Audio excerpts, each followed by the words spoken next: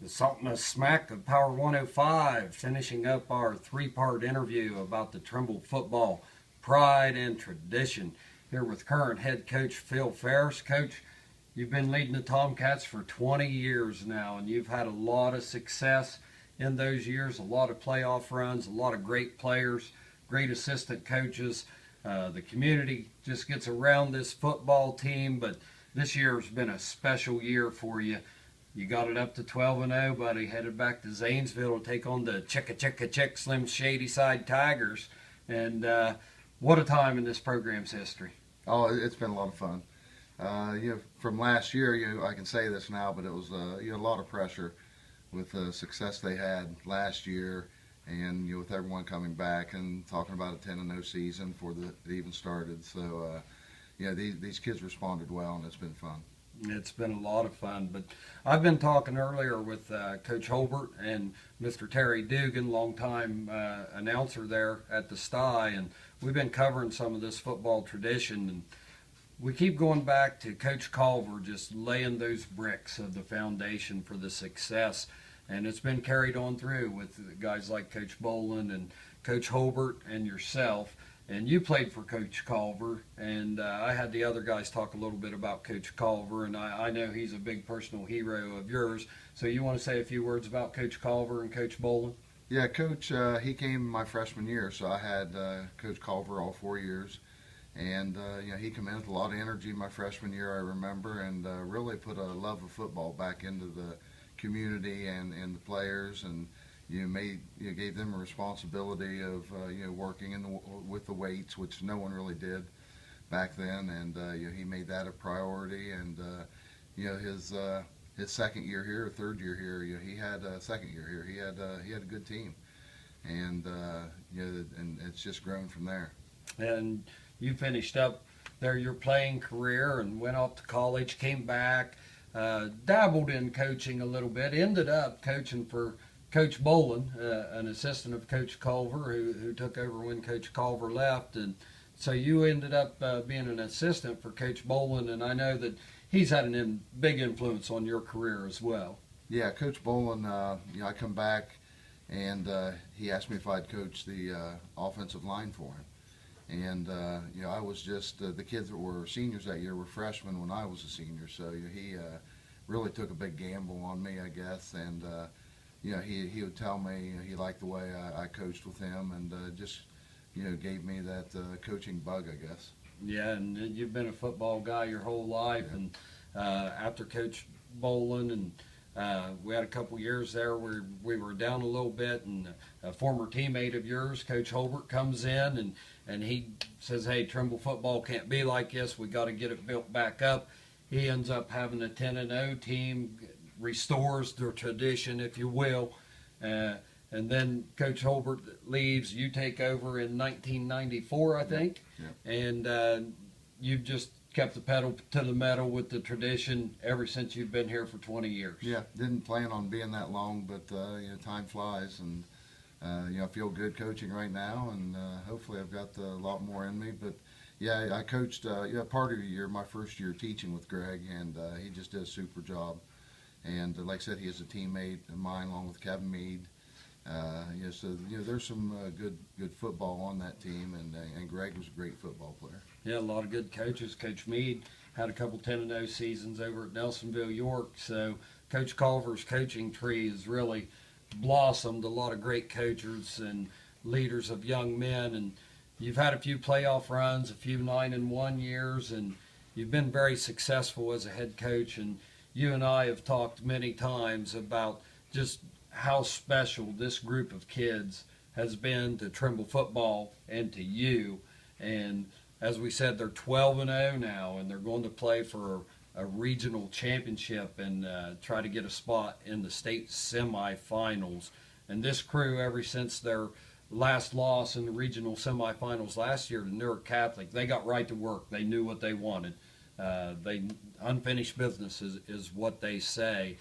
So if we can talk just a little bit about this team, starting off with your offensive line, you have Austin Spears and Jonathan Roback and Micah Couch, Tanner Coons, John Stevens. Those guys up front on the offensive side of the ball, they've sort of paved the way for you here this year. Yeah, you mentioned those five. We figured we could go 8 deep on the offensive line. We had Jacob Altier, we had T.J. Spears, and I forget the other one right now. But we felt like we could go 8 deep, and we haven't had to use the other 3. These 5 have stayed healthy, and a lot of that goes back to their work in the weight room, and just staying in good shape. Was they go 2 ways also, a few of them, and like I said, just staying healthy and working together. Each game they get better, and they're the main reason we're having the success we are. Yeah, they really played well last night in that regional semifinal win over Steubenville Central Catholic. It seemed like every time you really needed something, you'd snap at the corner and go to that right side of the line. Yeah. And those guys was just getting it done for you at crunch time. Yeah, we were giving Connor the audible. He was going to go 4 lead or 5 lead most of the time. And it's just something he called from the line, and the line had to be paying attention to hear him. And they did a great job. They were in some of the timeouts. They were telling him where he should be going, because they'd figured it out by then. Yeah, those guys really paying attention. They really looked good last night. We go from the line. You got some nice receivers there. Wyatt Bragg, Jimmy Ward is a senior. Both of those guys have made some good catches for you through the year to move the chains. And Austin Downs breaks the single season receiving record this year. And he's your nephew, and he's a great playmaker. Anyone who watched the Bellsville game several times, he just went up and took the ball from the defender, and he really had a big game and really kind of put the stamp of approval on some of the things that we had been saying about him all year. Yeah, I've seen him since he's a freshman, and also had him in baseball, and just seen him do some amazing things. So when I was fooling around with some of the records this year, just right now as a junior, he's already got more receptions in a career than any receiver in Trimble history, and there's been some awful good receivers. And he's already set that mark, and he's our go-to guy. And I think when you talk about your team motto, holding the rope, and every guy's got to hold the rope, and some of those guys who don't get the publicity that Austin gets in your receiving core, like Wyatt Bragg and Jimmy Ward, I notice a lot. Like last night when Justice Jenkins was running downfield, those guys are key, picking up key blocks downfield, and they really embrace that team concept. Yeah, Jimmy really wanted to break into the lineup this year, so he concentrated on his catching ability and his blocking ability. He knew that would get him on the field, and he's a great blocker. And your backfield, you have Bryce Smathers, 10th leading rusher in school history. Justice Jenkins has really emerged. He's a young sophomore, but as the year has went on, you could really see each week him just growing, maturing, and last night in the regional semifinal game, you wasn't hesitant to give him the ball at all. No, we have a lot of confidence in Justice, and Bryce has had a good year. He was our starter last year, and played all year with a broken arm. Justice was a freshman and just wasn't quite ready. He'd still had some good plays, but we didn't want to throw him in there when we didn't have to, and I think it's going to pay off, because he in this game, probably the biggest game Trimble's played, and he was wanting the ball.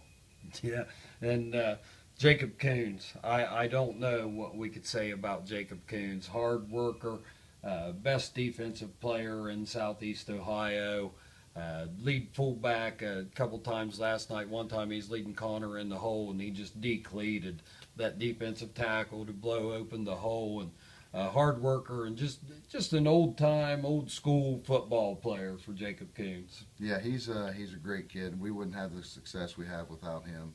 And he in the weight room, he's a leader. He has been for 2 years. He and Connor are the first juniors last year that I've ever had as captains, and the other kids really fed off of that.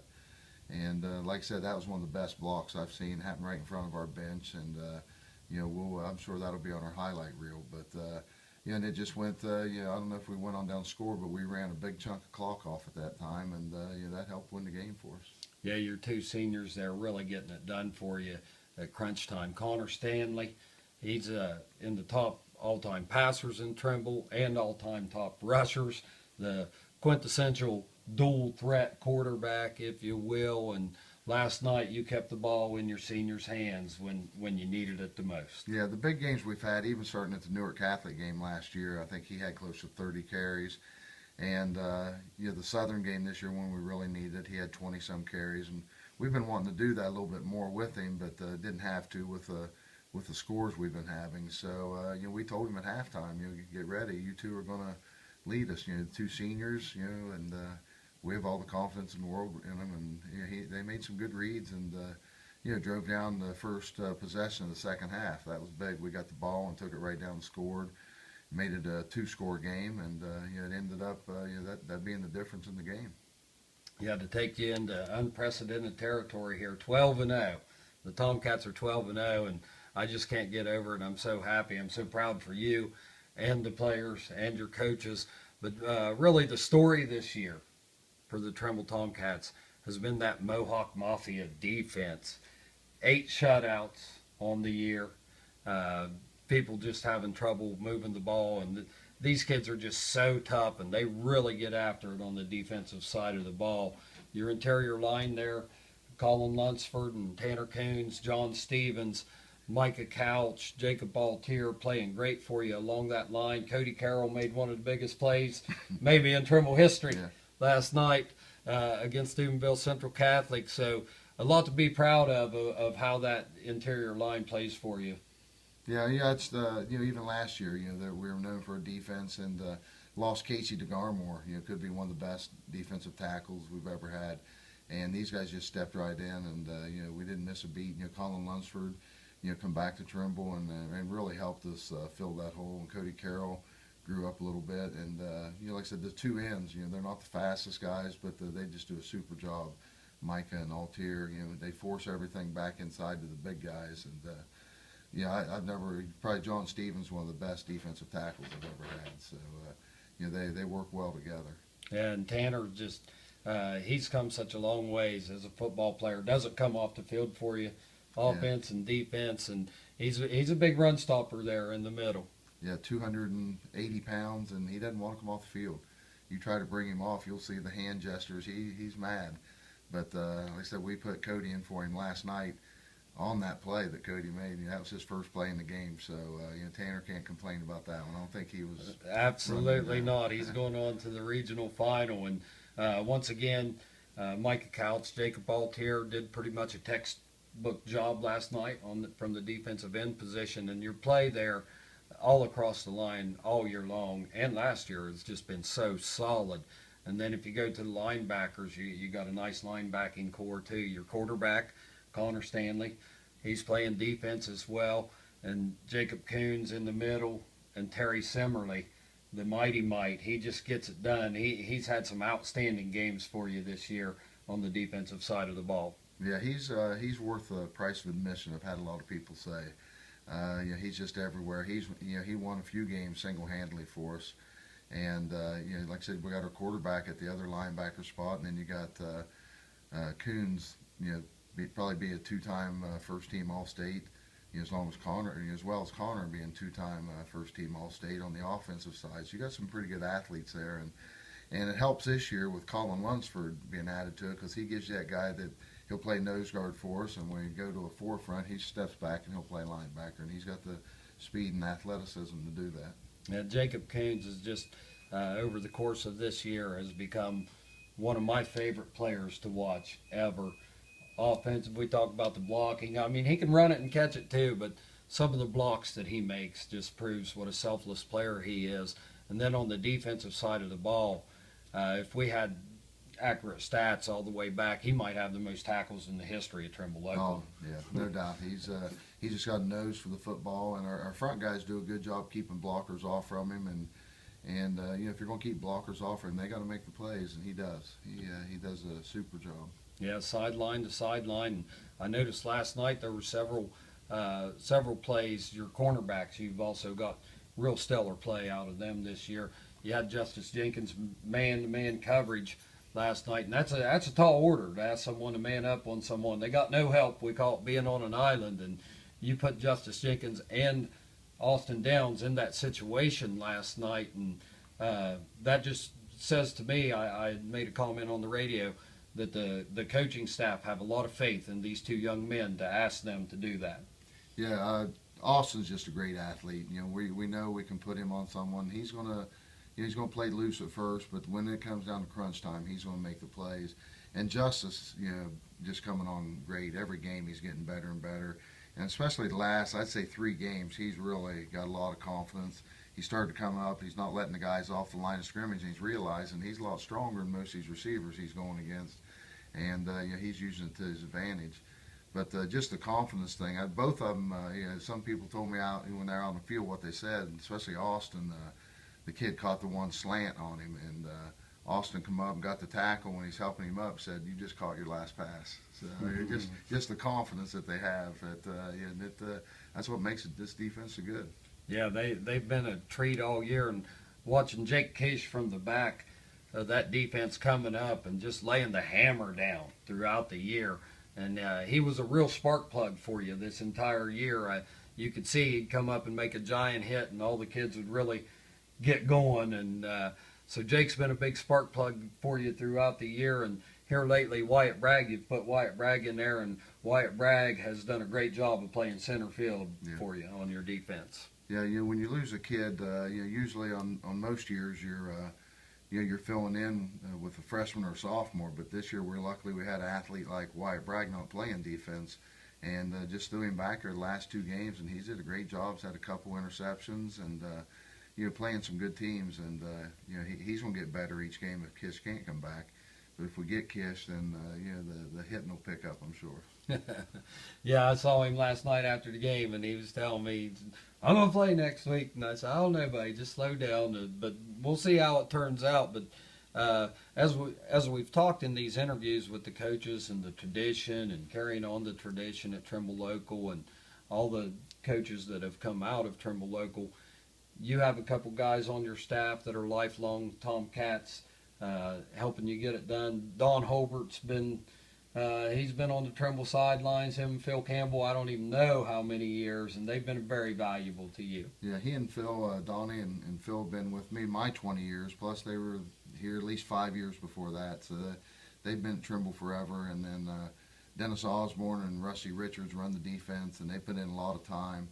And you know, they're both Trimble grads. Rusty played baseball for me. I never had him in football, but Dennis was my first tailback ever, and not something I'm proud of. But he just does a good job coaching, I think. And Tommy Hardy, you know, he's been with us when he can this year, and just I think the least any of those coaches have been here at Trimble is 10 years.